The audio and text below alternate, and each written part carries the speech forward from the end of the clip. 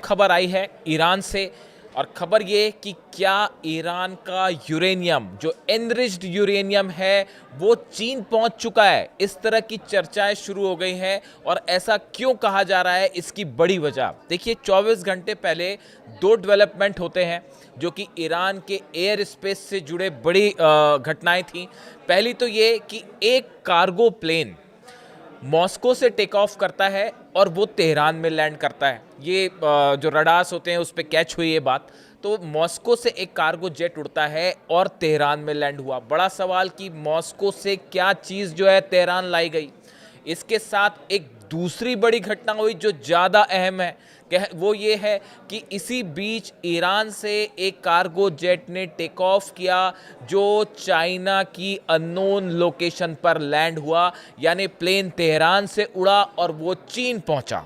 ये दोनों चीज़ें बिल्कुल एक बहुत ही कम समय के अंतर में हुई।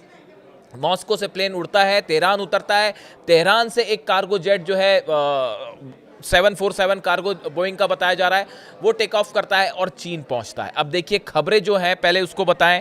One Iranian Boeing 747 cargo plane landed in Tehran from Moscow and another Boeing 747 took off from Tehran to an unknown destination in China। देखिए unknown destination यानी किसी खुफिया जगह पर चाइना पहुंचा।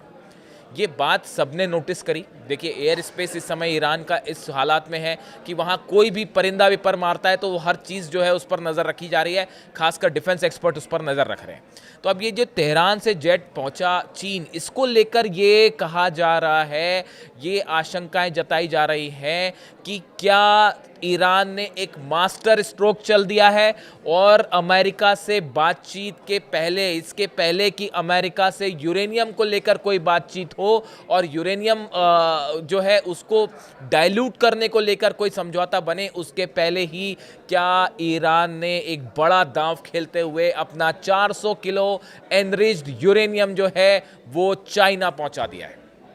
देखिए इस समय जो डील का सबसे अहम हिस्सा है, अपनी शर्तें रखी हैं अमेरिका ने। नेतन्याहू जो है वो डोनाल्ड ट्रंप से मिल रहे हैं और आज एक अहम मीटिंग हुई उसके पहले कि जो नेतन्याहू हैं उन्होंने स्टीव विटकॉफ से और कुशनर से, जो दामाद हैं डोनाल्ड ट्रंप के, इनसे मुलाकात की। अमेरिका के जो एडवाइज़र्स हैं उनसे जो है नेतन्याहू ने मुलाकात की और एक बड़ा प्लान तैयार हुआ है कि ईरान से कैसे डील की जाए।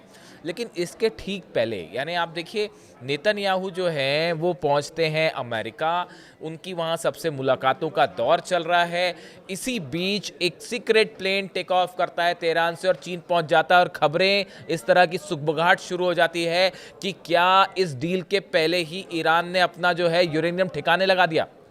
देखिए डील का जो सबसे अहम हिस्सा है वो ये है कि ईरान के एनरिच्ड यूरेनियम का क्या किया जाए, क्योंकि इससे फौरन एटम बम बन सकता है। 60% वो जो है एनरिच्ड है, 90% बम बनाने के लिए चाहिए और 60 से 90% करना बिल्कुल देर की बात नहीं है, वो आसानी से हो जाएगा। अब देखिए इस तरह की खबरें आई कि अमेरिका ने जो शर्त रखी है ईरान के सामने उसमें कई शर्तें हैं। नेतन्याहू लगातार कोशिश कर रहे हैं कि ईरान के मिसाइल प्रोग्राम को उसमें शामिल किया जाए, जो प्रॉक्सीज हैं उनकी मदद से रोक दिया जाए। लेकिन जो सबसे अहम हिस्सा है वो है 400 किलो यूरेनियम का एनरिचमेंट स्तर जो है वो 60% है, उसको घटाया जाए। ये दबाव अमेरिका बना रहा है। देखिए अमेरिका का मुख्य मकसद है, मुख्य मकसद तो अली खामेनी साहब को सत्ता से हटाना है। वो कभी संभव नहीं होगा। आपने तस्वीरें देखी या नहीं देखी, मैं अलग से वीडियो कर दूंगा। तेहरान में जो है ज़बरदस्त जश्न मनाया जा रहा है। इस्लामिक रेवोल्यूशन को 46 ईयर्स कंप्लीट हो चुके हैं, 47th एनिवर्सरी उसकी मनाई जा रही है और इस मौके पर पूरे तेहरान में आतिशबाजी हो रही है। तेहरान जो है वो जगमगाया हुआ है और अल्लाहू अकबर के नारे लग रहे हैं। हकीकत ये है। तो सत्ता परिवर्तन तो एक ऐसा ख्वाब है जो शायद कभी पूरा ही नहीं हो पाए। खैर उस पर हम अलग से बात करेंगे। अभी हम यूरेनियम पे आते हैं। अब देखिए अमेरिका ने ये शर्त रखी कि आपका जो यूरेनियम है इसको आप, इसका जो एनरिचमेंट स्तर है इसको आप डाइल्यूट कर दीजिए और ख़त्म कर दीजिए। बड़ी इंटरेस्टिंग बात यह है कि इस तरह की भी खबरें आई, ईरान की तरफ से कुछ बयान आए ऐसे जो सोशल मीडिया में चर्चा का मुद्दा है कि ईरान शायद तैयार हो गया है डाइल्यूट करने के लिए। ऐसे कुछ बयान आए, इसको लेकर ऑफिशियली ईरान ने कुछ नहीं कहा, लेकिन मीडिया में आपको इस तरह की खबरें मिल जाएंगी। अब ये कहा जा रहा है कि क्या ये ईरान का यूरेनियम जो है इस पर टॉक्स हो, ये अमेरिका के हाथ लगे या इसको आईएईए जो है इसका इंस्पेक्शन करे या किसी तरह का इस पर जो है शर्त या प्रतिबंध लगे, इसके पहले ही ईरान ने अपना यूरेनियम क्या चाइना ट्रांसफ़र कर दिया है। ऐसी खबरें रूस को लेकर भी आई थी जब अली लारीजानी साहब गए थे मॉस्को, उन्होंने पुतिन से मुलाकात की थी, तब भी इस तरह की खबरें चली थी कि क्या ईरान ने अपना यूरेनियम जो है वो रूस भेज दिया। लेकिन इस बात को लेकर रूस और ईरान के इस जो सहयोग चल रहा है, इस पर अमेरिका की भी पैनी नज़र है, यूरोप की भी पैनी नज़र है। तो इसलिए पहले इस तरह की खबरें आई, लेकिन उसका कोई पुख्ता जो है बाकी सबूत सामने नहीं आया। लेकिन अब ये जिस तरह से इस टॉक्स के ठीक पहले नेतन्याहू अमेरिका पहुंचते हैं और इसी बीच जो है एक सीक्रेट प्लेन टेक ऑफ करता है, कोई बड़ा अधिकारी तो गया नहीं, ऐसी कोई जानकारी सामने नहीं है। चीन से कार्गो प्लेन्स आ रहे हैं, वो बात समझ में आती है कि चाइना जो है वो ईरान को हथियार दे रहा है और बड़ी सारी चीज़ें, इसको लेकर भी एक बड़ा सनसनीखेज खुलासा मैं अगले वीडियो में करूंगा, जिसके लिए दावे हो रहे हैं।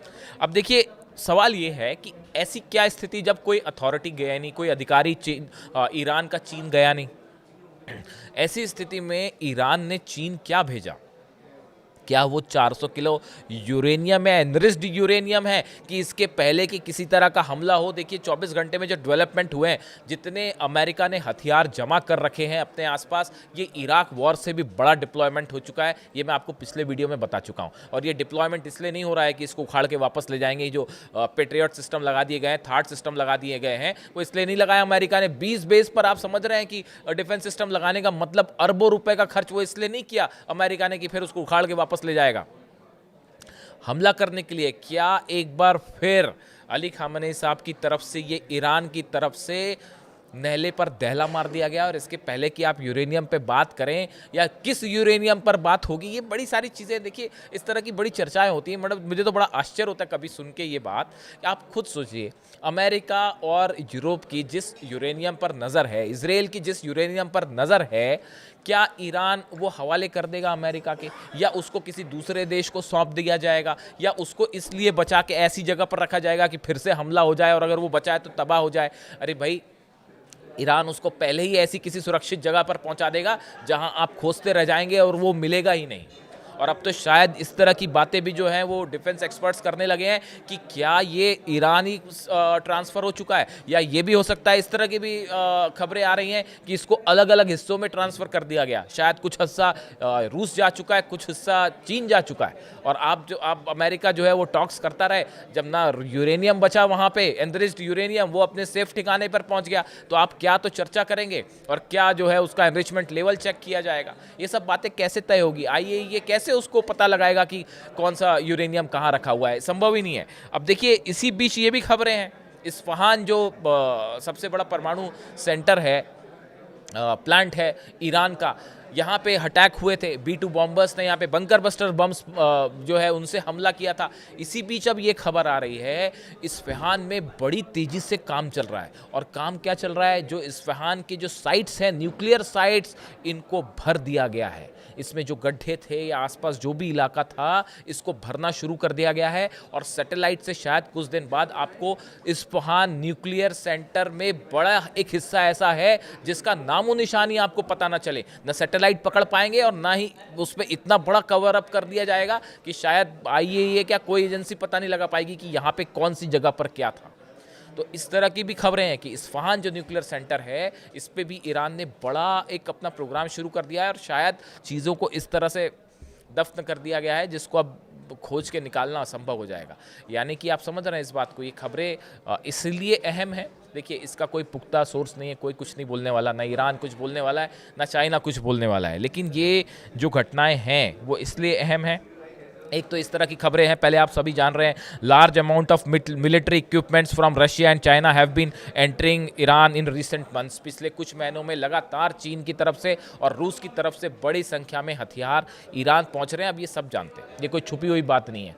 इसी बीच ये जो कार्गो वाला ट्रांसफ़र हुआ है, क्या यूरेनियम चीन चला गया?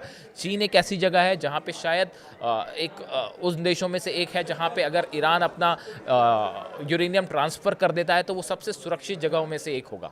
शायद चीन पर हमला करने का कोई सवाल ही नहीं है। और दूसरी चीज़ ये भी है कि चीन और अमेरिका के बीच में इस समय जिस तरह के संबंध देखने को मिल रहे हैं, उसके उसके लिहाज से भी ईरान के लिए कोई अगर सबसे सुरक्षित जगह हो सकती है अपना यूरेनियम भेजने के लिए तो शायद चाइना हो सकता है। इस लिहाज से अब नेक्स्ट क्या ईरान को लेकर न्यूक्लियर टॉक्स, अगले दौर की बातचीत क्या। एक तो लारिजानी साहब जो हैं वो ओमान में हैं, उनकी चर्चा हो रही है। अमेरिका के बैकडोर से जो है कई जो दूत हैं अमेरिका के वो चर्चा कर रहे हैं। हालांकि विटकॉफ और कुशनर तो अमेरिका में हैं, वो नेतन्याहू के साथ प्लान बना रहे हैं। लेकिन आप प्लान कुछ भी बनाते रहें, हकीकत ये है कि इस पूरे डेवलपमेंट में पिछले 2 महीने के जो हुए हैं जनवरी से लेके अब तक, उसमें हर मौके पर ईरान अमेरिका पर भारी बढ़ता दिखाई दिया है। और अब इस घटना ने तो ये यूरेनियम वाली घटना ने ये एक बड़ा गेम चेंजर साबित हो सकती है। इससे जुड़ा जो भी अपडेट होगा मैं आप तक पहुंचाऊंगा। वीडियो कैसा लगा कमेंट करके बताइए। Thank you so much.